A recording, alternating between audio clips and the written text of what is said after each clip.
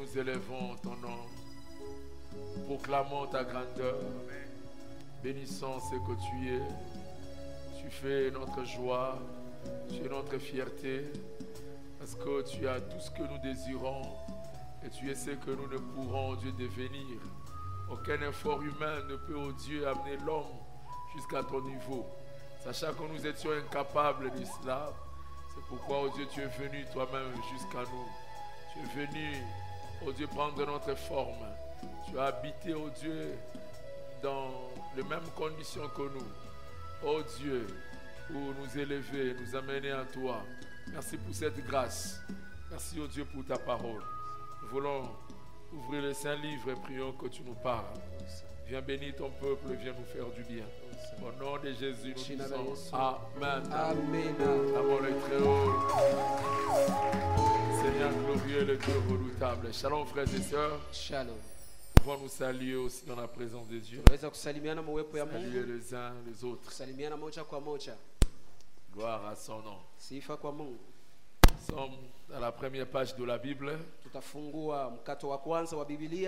Nous allons lire du 1er au 5e verset. Nous sauterons et puis nous prendrons le 24e verset. Il est dit au commencement, Dieu créa les cieux et la terre. La terre était informe et vide. Il y avait des ténèbres à la surface de l'abîme. Et l'Esprit de Dieu se mouvait au-dessus des eaux.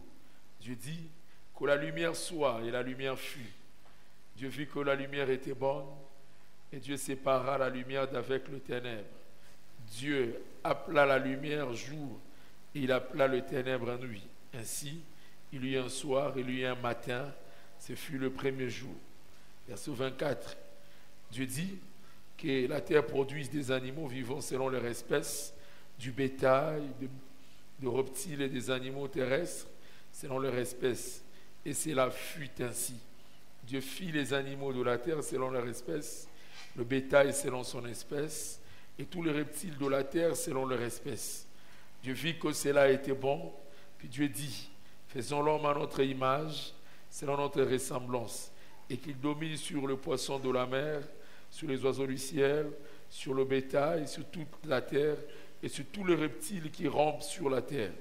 Dieu créa l'homme à son image, il les créa à l'image de Dieu, il créa l'homme et la femme. Dieu les bénit, et Dieu leur dit, soyez féconds, multipliez, remplissez la terre, et l'assujettissez, et dominez sur les poissons de la mer, sur les oiseaux du ciel, et sur tout animal qui se meut sur la terre. Dieu dit, voici, je vous donne toute herbe portant de la sémence qui est à la surface de toute la terre, et tout arbre ayant en lui du fruit d'arbre et portant de la sémence, ça sera votre nourriture. Et à tout animal de la terre, à tout oiseau du ciel, et à tout ce qui se meut sur la terre, ayant en soi un souffle de vie, je donne toute herbe verte pour nourriture. Et cela fut ainsi. Dieu vit tout ce qu'il avait fait, et voici, cela était très bon. Ainsi il y eut un soir, et il y eut un matin. Ce fut le 6e jour. Ainsi furent achevés le ciel et la terre, et toute leur armée. Dieu acheva au 7e jour son œuvre qu'il avait faite, et il se reposa au 7e jour de toute son œuvre qu'il avait faite. Dieu bénit le 7e jour, et il le sanctifia, parce qu'en ce jour il se reposa de toute son œuvre qu'il avait créée en le faisant. Que Dieu bénisse sa parole. Le thème qui m'a mis à cœur de partager avec vous s'intitule comme ce qui suit. Les dieux travailleurs m'incitent au travail. Les dieux travailleurs m'incitent au travail. Dieu veut que tu travailles. Il veut que je travaille. Il est contre la fainéantise. Il ne veut pas que son peuple vive dans la loisivité. Mais il veut que son peuple puisse travailler. Il a dit, créons l'homme à notre image et selon notre ressemblance. Comment est-il ce Dieu?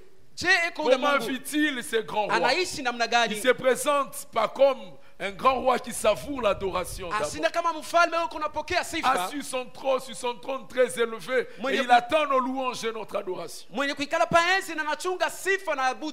Non, c'est un Dieu travailleur. C'est un Dieu qui retrousse les manches de sa chemise. Il descend, il touche la terre. Il travaille. Et il veut que nous puissions faire comme lui. Il veut que nous puissions travailler. Bien-aimés, ne sont pas de ceux qui font des déclarations. Ils font des déclarations pour le faire, mais qui ne voient pas de résultat. Voyez, Dieu ici, il a déclaré. Il a parlé. Et il est descendu, il a travaillé. Mais les gens veulent trop déclarer, surtout les pentecôtistes. Cette année, c'est mon année. Je ferai des exploits. Le 31 décembre, des déclarations et des déclarations. Mais quand l'année commence, on ne fait rien. On croise les bras. Mais on veut voir les changements. Non, ça ne marche pas comme ça avec Dieu. Ça ne marche pas comme ça. Avec Dieu, il ne faut pas s'attendre à la moisson alors que tu n'as pas sémé. Il faut s'aimer pour récolter. Mais les gens ne veulent pas s'aimer, mais ils s'attendent à la récolte. C'est de la folie. C'est de la folie. Écoutez ce qu'il dit dans le livre des Proverbes. Il dit: tout travail procure l'abondance. Tout travail procure l'abondance. Mais les paroles en l'air ne mènent qu'à la disette. Ne conduit qu'à la pauvreté. Non, Dieu ne veut pas qu'il y ait de pauvres parmi nous. Et on n'a pas besoin de faire des choses pour vivre dans la pauvreté.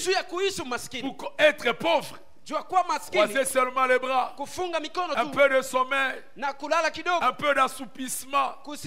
La pauvreté te surprendra comme un voleur, comme un rôdeur. C'est lui qui ne veut pas travailler, dit la Bible. Ne mange pas non plus. Voyez, il ne dit pas celui qui ne travaille pas, mais il dit c'est lui qui ne veut pas travailler. Parce que en Thessalonique, il y avait un groupe de gens qui attendaient le retour du Seigneur. Ils disaient Jésus revient bientôt. Alors pourquoi travailler? Pourquoi travailler? Et l'apôtre Paul leur écrit: bon, vous qui attendez le retour du Seigneur, vous qui ne voulez pas travailler, ne mangez pas non plus. Amen. Plusieurs ont interprété à tort ces textes. Plusieurs ont interprété à tort.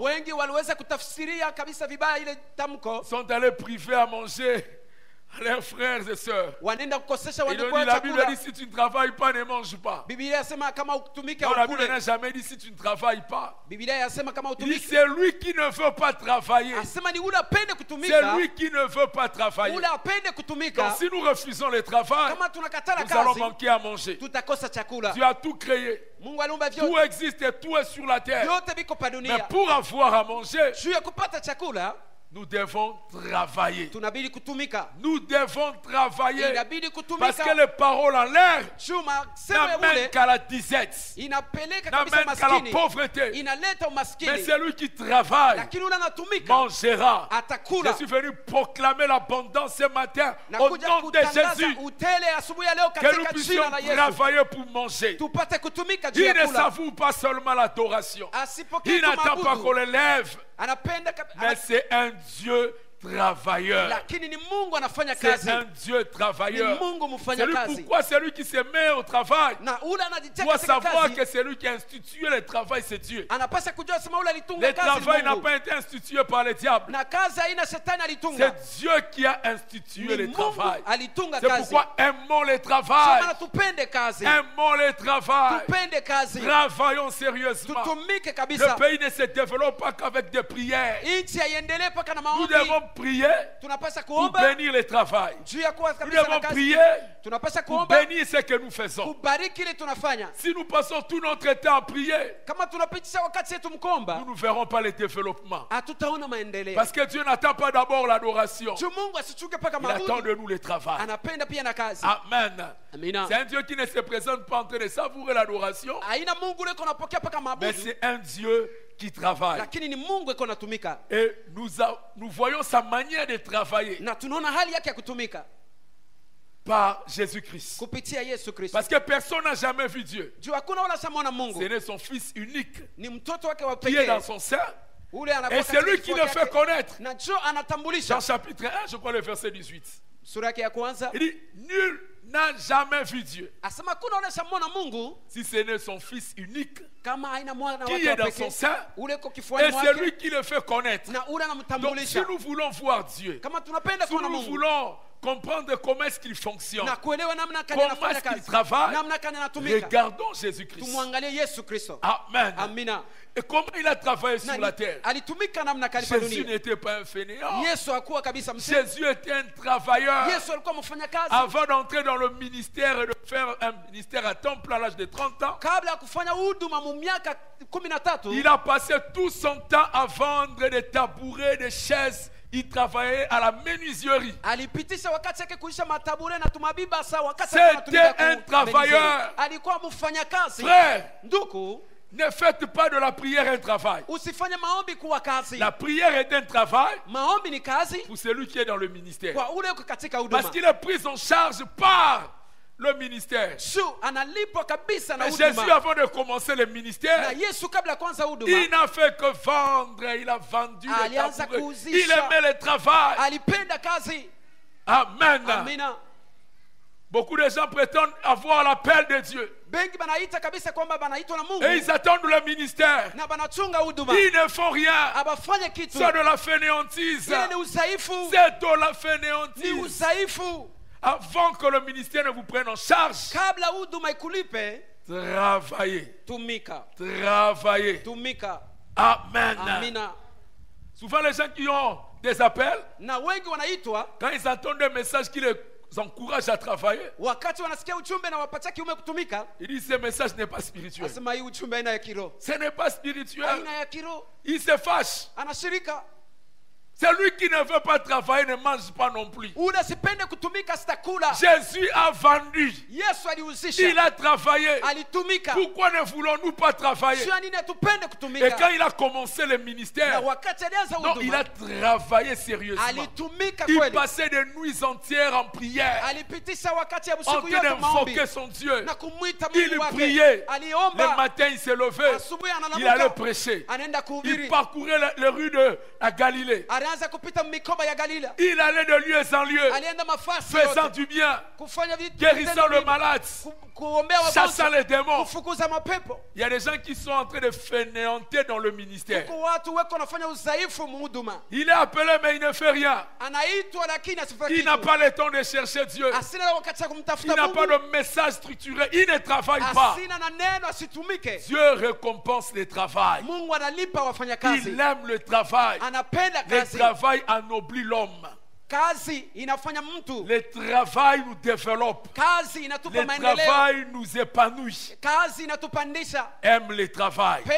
Il a dit tout travail procure l'abondance. Il n'a pas dit le travail du bureau. Tout travail procure l'abondance. Donc celui qui travaille doit s'attendre à l'abondance. N'importe quel travail te procurera l'abondance. Jésus est le modèle parfait du Père. Et il nous montre comment le Père a travaillé. 6 jours il a travaillé. Et le 7e jour il s'est reposé. Et lui il se présente comme étant le repos de Dieu. Venez à moi vous tous qui êtes chargés et fatigués, et vous aurez du repos. Le sabbat a été fait pour l'homme et non l'homme pour le sabbat.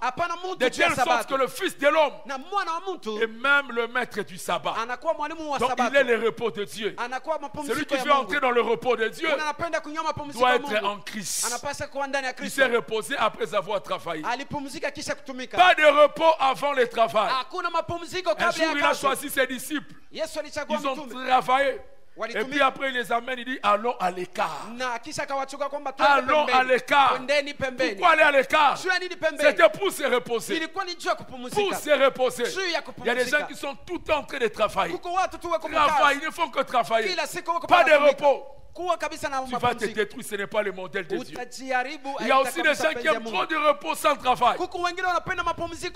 Il passe son temps à dormir, à regarder la télé. Il ne fait rien. Il est improductif. Bien-aimé, Dieu ne nous a pas créés pour dormir, se réveiller, manger les foufous. Dormir, se réveiller, manger les foufous. Improductif. Je ne fais rien. Non, fais quelque chose bien aimé. Tu es appelé à travailler. Ce n'est pas spirituel. Ce n'est pas dans la volonté de Dieu que tu puisses passer des journées entières sans faire quelque chose. Amen. Mais voyons comment est-ce que Dieu a travaillé. Nous tirons ici 4 principes ou 5 en rapport avec le boulot, la manière de travailler. Le premier principe, c'est qu'au commencement de toutes choses, c'est Dieu. Au commencement, c'est Dieu. Au commencement, ce n'est pas le travail. Au commencement, Dieu. Et parce que Dieu est là, il y aura le boulot plus tard. C'est pourquoi celui qui a Dieu doit s'attendre à un boulot. Amen. Au commencement, d'abord, Dieu. Pas d'abord le travail. D'abord Dieu. Et quand Dieu a créé pendant 6 jours, le 7e jour, il s'est reposé. La Bible dit il sanctifia le 7e jour. Parce que c'était le 7e jour, il s'était reposé. À l'époque, c'était le sabbat, c'était le samedi. Mais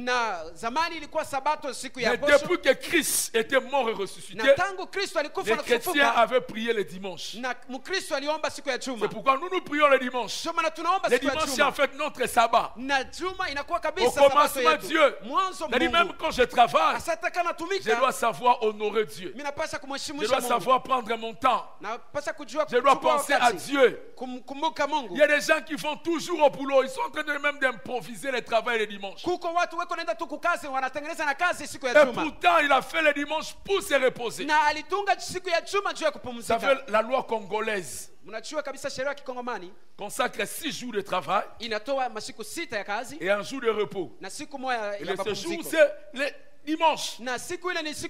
Parce que nous sommes un peuple laïque. Nous croyons en Dieu, nous croyons en plusieurs sortes de religions. Chacun doit invoquer son Dieu. Et l'homme doit se reposer, c'est biblique. Mais regardez beaucoup de tenanciers de magasins. Ils sont venus pour la plupart de l'Asie. Ils imposent aux gens le travail le dimanche. Ils travaillent sans repos. Ce n'est pas la pensée de Dieu. Au commencement, Dieu. C'est-à-dire même quand je travaille, je dois trouver du temps pour Dieu. Le dimanche, ce n'est pas un jour où je dis je vais sortir tous mes habits. Frère, pourquoi tu n'es pas venu à l'église? Je faisais la lessive. Je faisais la lessive. Donc c'est le temps que je consacre pour faire la lessive. Donc je ne vois pas Dieu. Je fais la lessive. Est-ce que tu vois Dieu? Tu reconnais Dieu? Est-ce que tu le respectes? Tu travailleras 6 jours et le 7e jour tu te reposeras. Amen. Dieu a travaillé, il s'est reposé, il a sanctifié ce jour de repos. C'est un jour sanctifié. Ce n'est pas un jour pour faire la lessive. J'ai parlé un jour avec un papa, j'ai dit mais je ne vous ai pas vu au culte. Il dit mon cousin est venu vers 8h30. Je ne savais pas que faire. Et on est resté avec lui, on a parlé jusqu'à 11h. Je n'ai même pas su venir au deuxième culte. Cousin, tu m'attends. Cousin, tu m'attends. Moi, je vais adorer. C'est un jour sanctifié. Ce n'est pas le jour du sport. Les gens maintenant vont dans les bars le samedi. Et le dimanche matin, ils vont faire le sport. Ils courent. Un peu de footing. C'est le dimanche. C'est le jour du Seigneur. Il a sanctifié le dimanche. Il n'a pas laissé pour le sport. Amen. C'est ça le principe. D'abord Dieu. Si je vois Dieu, je saurai lui donner ma dîme. Il aura sa part dans mon salaire. Amen. Parce que d'abord c'est lui. Et la dîme est une prémisse.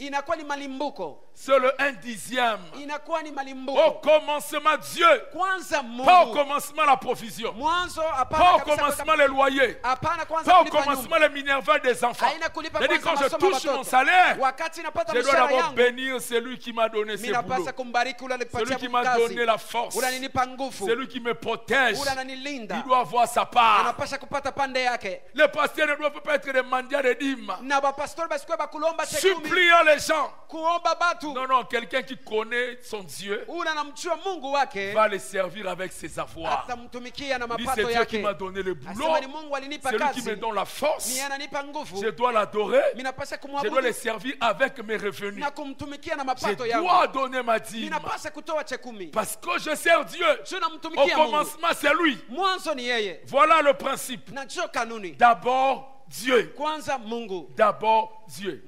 Et si Dieu au commencement, sachez que l'avenir est garanti. Même si c'est informe et vide, parce que Dieu est là. Tout ce qui n'a pas de forme aura une forme. Amen. Parce que Dieu est vivant. Donc d'abord lui. Il est l'alpha et l'oméga.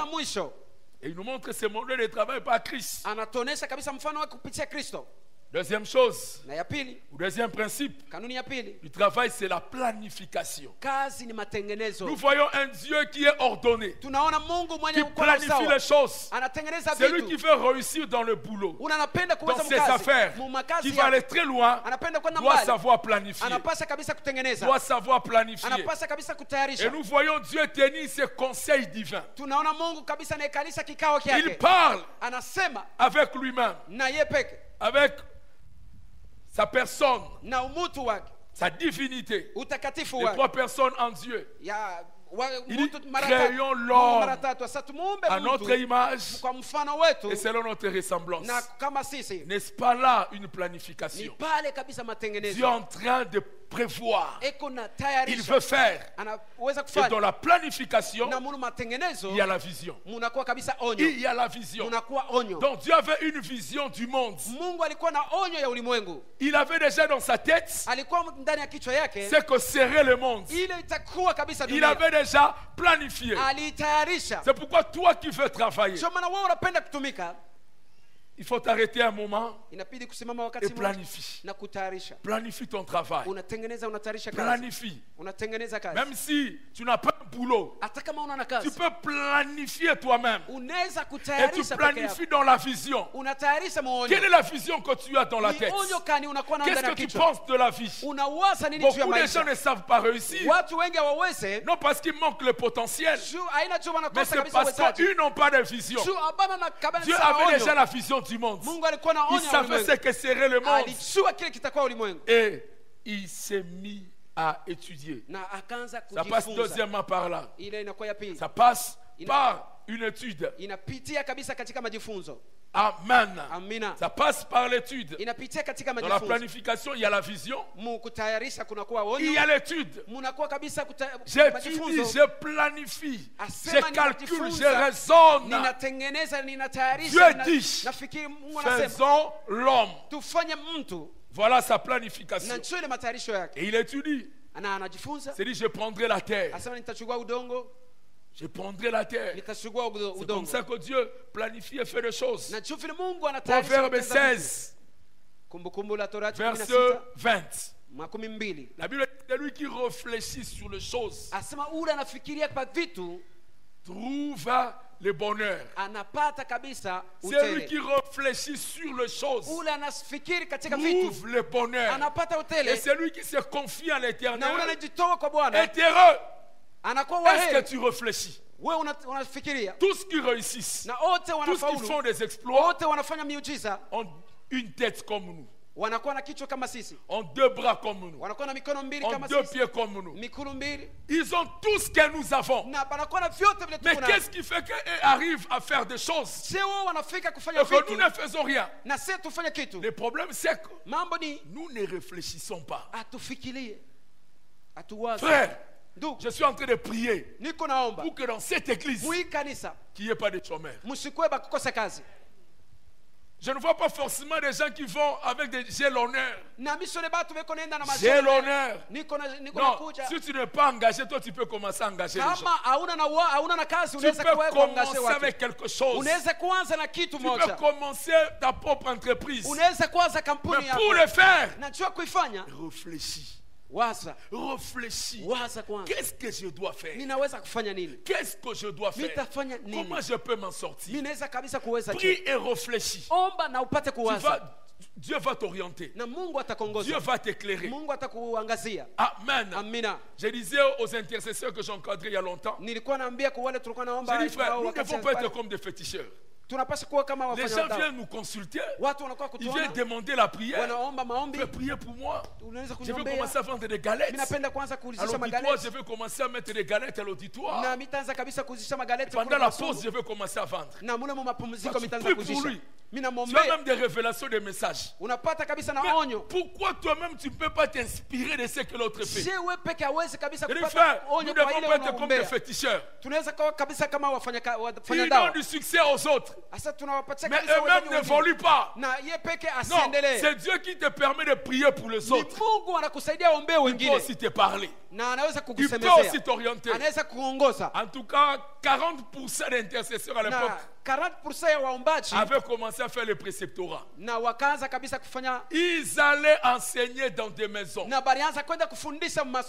avaient des maisons parce que ce sont les étudiants, ils avaient étudié. Ils commençaient à expliquer des mathématiques, des physiques. Et à la fin du mois, 2, 3, 4 familles, 30, à la fin du mois, tu as $120. Quand le panier des offrandes passe, tu ne feras pas semblant. Toi aussi, tu vas mettre ta main. Amen. Bien-aimé, Dieu nous a donné un cerveau. Réfléchissons. Faisons quelque chose. Moi-même, j'ai fait toutes sortes de travail. Toutes sortes de travail. Coiffeur. Je coiffe. Je pars au cours. Je le fais pendant longtemps. Ben, tu es là. N'est-ce pas, j'étais coiffeur. Voilà. Chaque jour en train de travailler. Oh, mon collègue coiffeur, il est là en train de faire le même salon. Blue Space. Vers les carrefours. Travaillant. Dieu aime le travail. L'appel ne te dispense pas du travail. Quand Dieu ne te prend pas encore en charge, réfléchis. Fais quelque chose. Amen. C'est pas spirituel. C'est pas spirituel. 24 heures sur 24 sans rien. 24 heures sur 24 heures. Des jours passent comme ça. Travaillons. Tout travail procure l'abondance. Une autre étape, c'est de réunir le matériel ou le fonds. Réunir le matériel. Comment je veux travailler? Qu'est-ce que je veux faire? Je commence à aller chercher. Je commence à me débrouiller. Et nous voyons Dieu parce qu'il savait que l'homme devait être créé. Mais il ne crée pas l'homme avant d'avoir créé un cadre où il devait évoluer. Il commence d'abord par planifier les choses. Il prépare des choses. Il crée d'abord l'eau. Il crée le poisson, il crée les animaux, anaumba manyama, il crée les herbes, anaumba mayani, il crée des fruits, anaumba matunda, pour que quand l'homme viendra, l'homme puisse manger. Na mtu apate kula. Mais pour que l'homme puisse manger, na mtu akule, il lui dit cultive la terre. Asema utalima udongo, travaille. Utatumika. J'ai tout créé. Niliumba vyote. Si toi tu ne travailles pas, kama wewe utumike, tu ne vas pas manger. Hautakula. Amen. Amina. Tu ne vas pas manger. Hautakula. Tu ne vas pas manger. Hautakula. Et maintenant, il passe à l'acte. Ce troisième principe du travail, c'est l'exécution de projet. L'exécution de projet. C'est bon d'avoir le projet, mais c'est mieux de passer à l'acte. Tout projet qu'on n'arrive pas à mettre en œuvre, qu'on ne commence pas à exécuter, ne sert absolument à rien.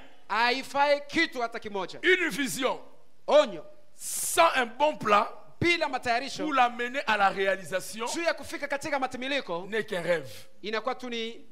Toute vision sans un bon plan pour l'amener à la réalisation n'est qu'un rêve. Les rêves ne s'accomplissent pas toujours. Ne s'accomplit pas toujours. Mais quand mon rêve devient une vision, quand j'ai une vision et je planifie les choses, j'ai réuni le matériel, je veux travailler. Je veux travailler. J'avais le frère il y a longtemps qui aspirait aussi au ministère. De programme, moi je vais remplir les stades des martyrs. Des campagnes d'évangélisation. Frère, tu n'as jamais gagné une âme. Toi tu veux aller directement au stade. Avec Dieu on ne travaille pas comme ça. Les gens rêvent trop. Mais ils ne sont pas sur terrain en train de travailler. Même dans l'œuvre de Dieu. Trop de rêves. J'attendais un frère qui prédit, Seigneur, fais de moi un grand homme. Un grand homme. On ne prie pas. Les grands n'ont pas passé tout leur temps en train de prier pour la grandeur. La grandeur n'est que la conséquence du travail. Amen. C'est la conséquence du travail. C'est lui qui est fidèle dans les petites choses. L'être aussi dans les grandes. Donc si tu vois un grand, sache qu'il a été fidèle quelque part. Et Dieu l'a récompensé, il l'a élevé.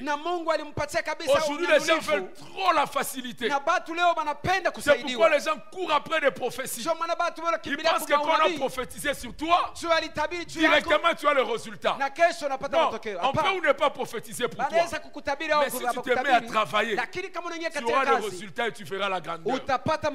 C'est la conséquence du travail. Aimons le travail. Appliquons-nous à travailler. Amen. Et ce travail, quand on est dans la phase d'exécution, ça demande le sacrifice. Ce sacrifice peut faire que les grands dieux, créateurs de cieux et la terre, il peut descendre, il touche la terre. C'est humiliant. Il touche la terre. Dieu, tu touches la terre. Je veux travailler. Je veux me salir. C'est comme ça que ça se passe. C'est comme ça que ça fonctionne avec Dieu.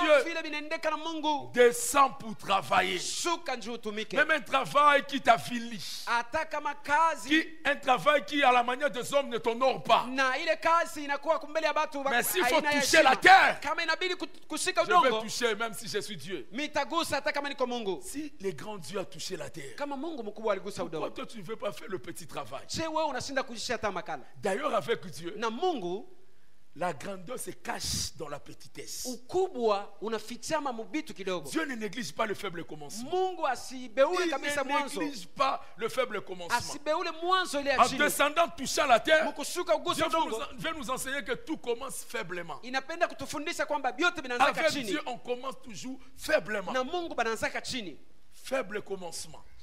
Zacharie chapitre 6 dit, Zakaria 4:10, ne néglige pas le faible commencement. Asema usibeule mwanzo Ceux qui négligeaient le faible commencement entre les mains de Zorobabel wale walibeula wanakuwa mikononi mwa Zorobabeli se réjouiront na watafurahi en voyant les niveaux dans la main de Zorobabel. na kuangalia kabisa juu ya ule Zorobabeli. Ceux qui méprisaient, wale walikuwa na il y beula a des gens qui méprisent toujours le faible commencement. kuko batu banabeula mwanzo ya ile ya chini. Qu'est-ce qu'ils font là? Wanafanya nini? Est-ce qu'ils vont réussir? Wataweza Ils kweli? pensent qu'ils vont réussir. Wataweza tu. Ceux qui méprisaient verront le niveau. Bale batabeula Donc batona il y a kabisa un unyanyulivu. niveau qui est caché dans le faible Sema commencement. kuko kabisa Non, unyanyulivu. je prie que tu atteignes ce niveau au nom de Jésus. Naomba upate kugusa ile hatua mchina la Yesu. Commence faiblement. Anzia chini. Commence faiblement. Anzia chini. Dieu pouvait peupler la terre le même jour. Mungu aliweza kujaza dunia siku tu moja. Rien n'est impossible à Dieu. Na hakuna kinamshinda Il Mungu. pouvait seulement dire 7 milliards de personnes sur la terre. Aliweza tu kusema 7 miliari ya watu. Je souffle. Minapumua. La terre serait remplie instantanément. Na dunia ilipaswa kujaa kabisa. Mais regarde, il va commencer avec un être humain, Lakini avec un angalia homme. anaenda kuanza na mtu mmoja. Adam. Adam. Et puis après, il crée sa femme. Na anaenda kumumba Eva. Maintenant, il commence à se multiplier. Il est Na patient. wanaanza kuzalana. À Caïn, Kaina, Abel, Abeli, 7. kunakuwa Seti. Il se multiplie, multiplication, wanakuwa multiplication. wengi. Mais il a commencé avec Lakini Adam. anaanza na Adamu tu. Pourquoi tu ne veux pas commencer avec ton Adam? Je, hawezi kuanza na Adamu wako. Amen. Amina. Plus de 7 milliards Na 7 miliari d'hommes sur la terre. pa Mais dunia. il commence avec Adam. Lakini anaanza tu na Adamu. Beaucoup de gens Watu ne wengi savent pas expérimenter de grandes choses hawawezi kabisa kuishi parce vitu qu'ils vikubwa n'osent pas. juu abapimake Commence, kwa anza ose. pima. Ne dis pas que personne n'a jamais fait cela. Usiseme mtu asiyafanyaka hivi. Dieu peut commencer avec toi. Mungu anaweza kwanza na wewe. Dieu peut commencer avec toi. Mungu anaweza kwanza na wewe. Même nos assemblées. Hata ensemble yetu Ça ne commence pas avec pompe. ayanze kabisa na watu wengi. De petites bâches ici. Ni kabasi pale Comme on est en train de blaguer. kama vile tuko na Ou un frère vient et dit, mais c'est quand même la borne. hapa ni la bonne kabisa. Comment est-ce que vous allez inviter les gens dans une église qui a déjà une très bonne réputation Je mutaishita bantu beko kabisa na et vous heshima faites des bâches? na munakuwa na Dieu mabashi. a dit commençons. Mungu asema Et muanzeni on va commencer. na tukaanza. Aujourd'hui, il n'y a plus de bâches. Leo hakuna mabashi. Dieu, c'est un Dieu qui commence faiblement. Mungu ni ule Mungu anaanzaka chini. Amen. Amina. Beaucoup de filles ont raté les mariages Na wanamke wengi wanakosa parce ndoa qu'ils ont méprisé leurs hommes. juu balibeula bale banaume. Les hommes qui ont été destinés. Bale bantu balikuwa ba Faible kifiko yabo. commencement, Chini sans mwanzo, forme, bila umbo vide. mtupu. Non, il n'est pas de mon niveau. Hapana, huyu haina Mais munivo ceux yao. qui méprisaient le faible Na commencement bale balibeula verront mwanzo ya le chini. niveau. Batangalia Et il unyanyulifu. faut le niveau. Na Et pourtant, il avait dit au départ, ce n'est pas de mon niveau. anakuwa wanasemaka huyu haina wa munivo yangu.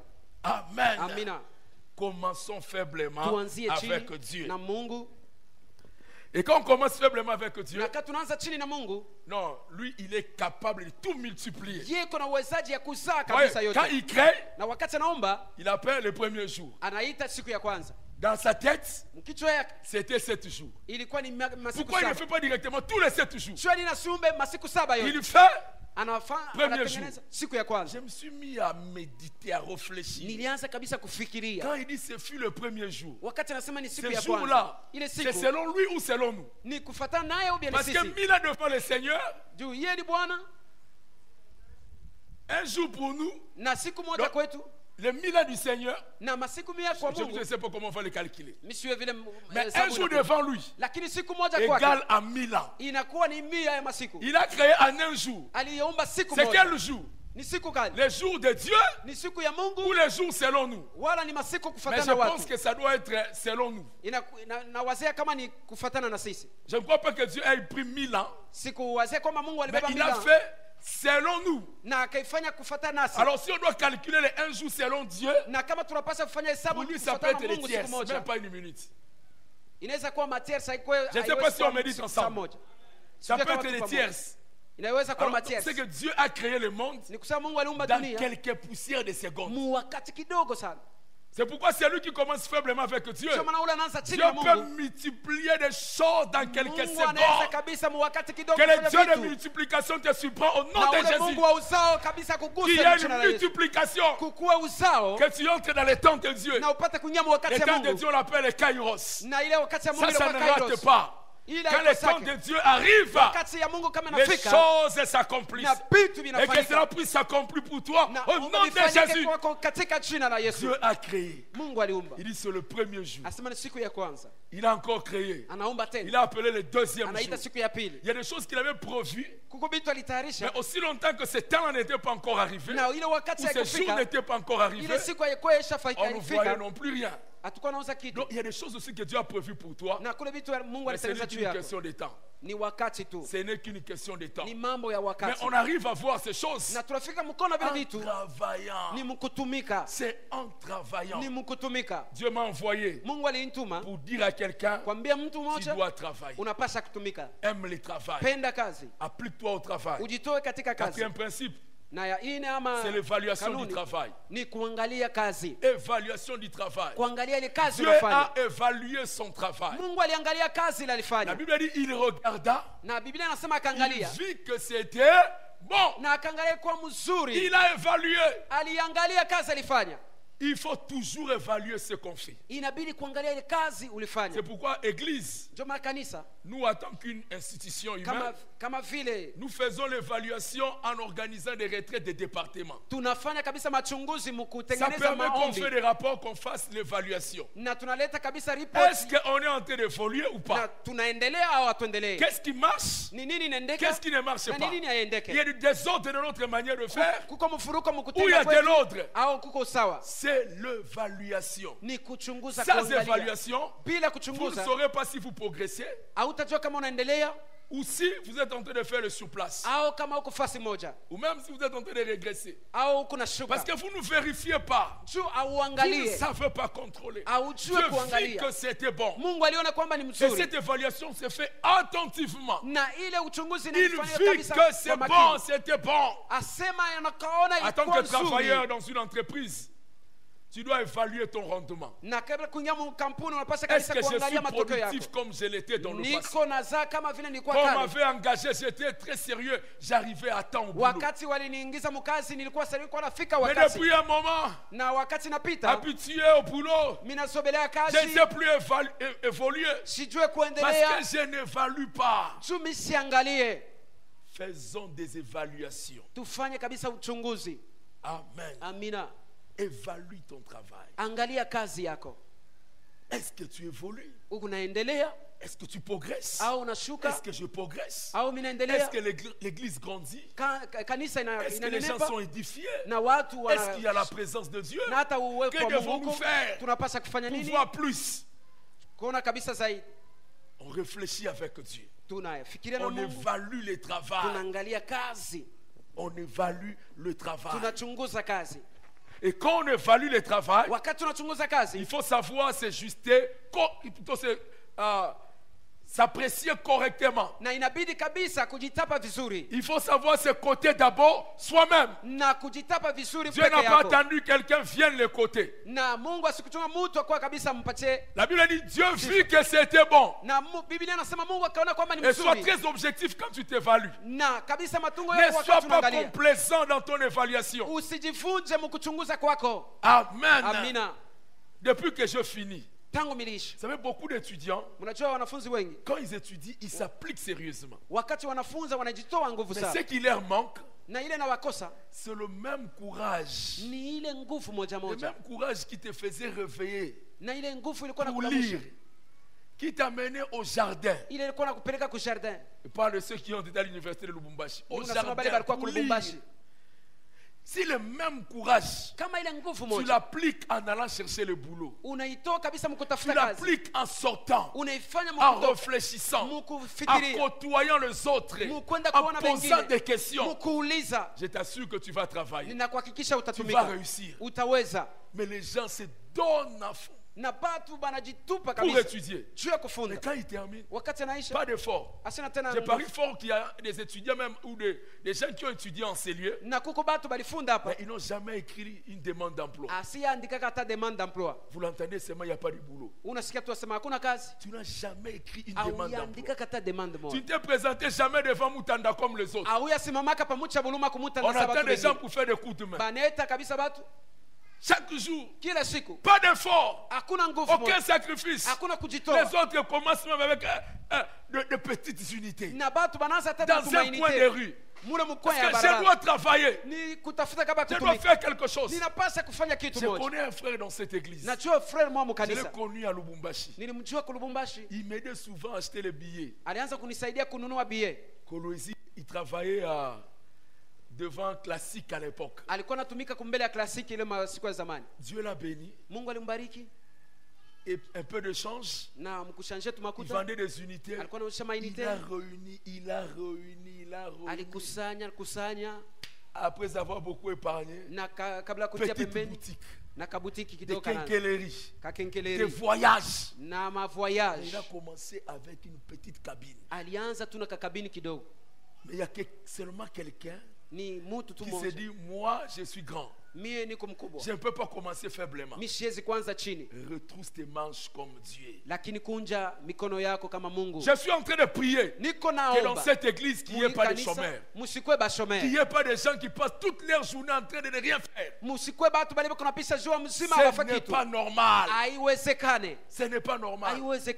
Bien aimé, Dieu aime le travail. Et il bénit par le travail.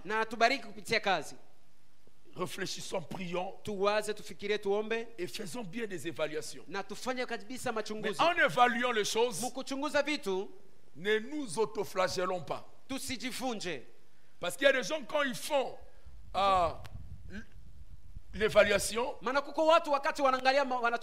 ils réalisent qu'ils n'ont pas bien travaillé, ils commencent à s'autoflageller eux-mêmes, à se détruire. Non, moi je suis un vaurien. Je suis un bon à rien. Je n'arrive pas à m'en sortir. Non, tu évalues pour changer, pour améliorer. Ne te détruis pas toi-même. C'est pourquoi Dieu dit, il n'est pas plutôt. Dieu a vu que c'était bon. Donc il s'encourage lui-même. Il apprécie ce qu'il fait. Il n'y a pas une très bonne motivation comme une bonne appréciation de sa propre personne.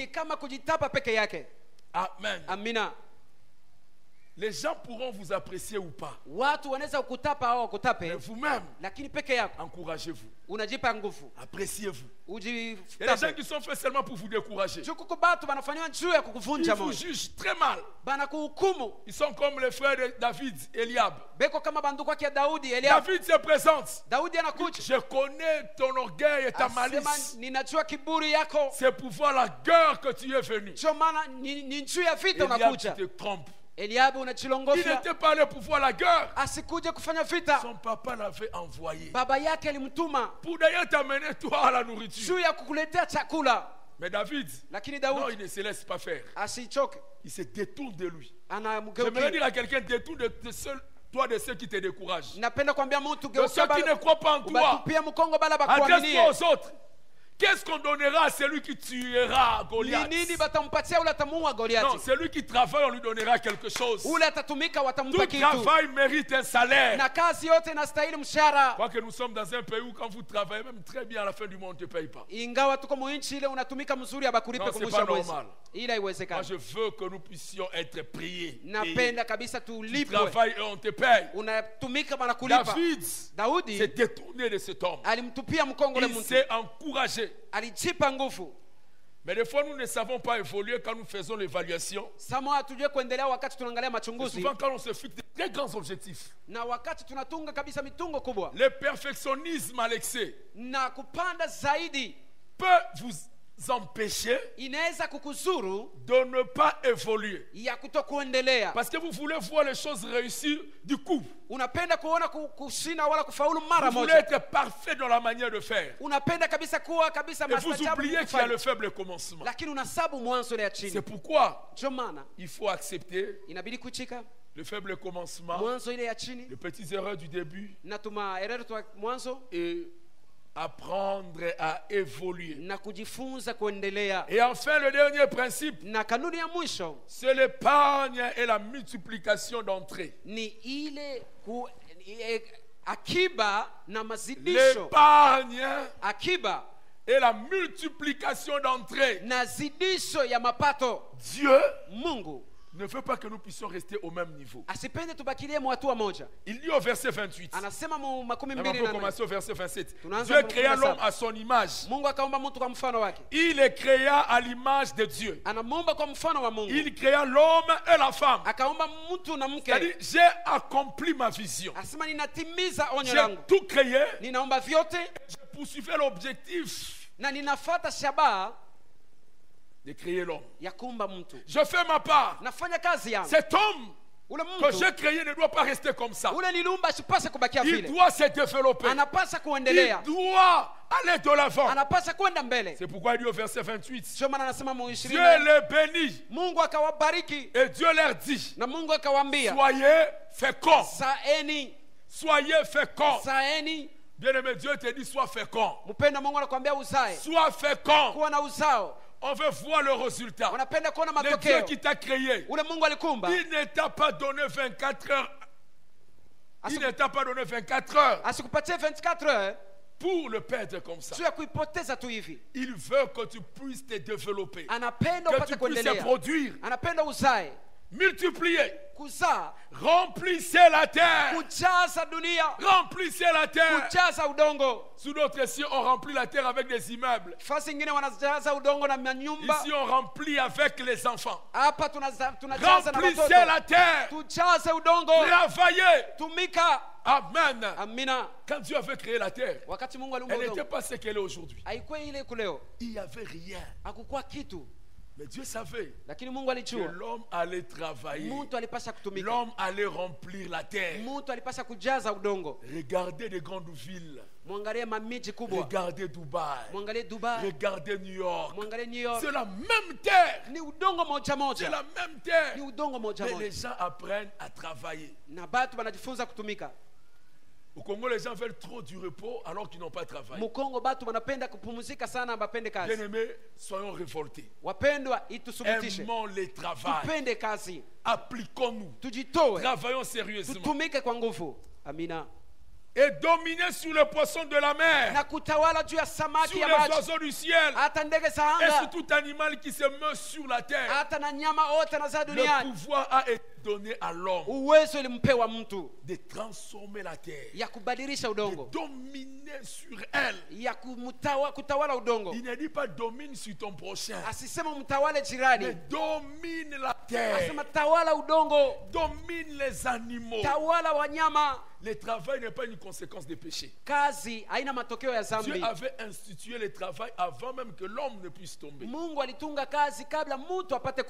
n'était pas encore tombé. Dieu lui a dit, cultive la terre. Travaille. Travaille. Et pour se développer dans le travail, il faut savoir épargner. Celui qui mange tout ne saura pas faire de grands exploits. Le principe de l'épargne est biblique. Et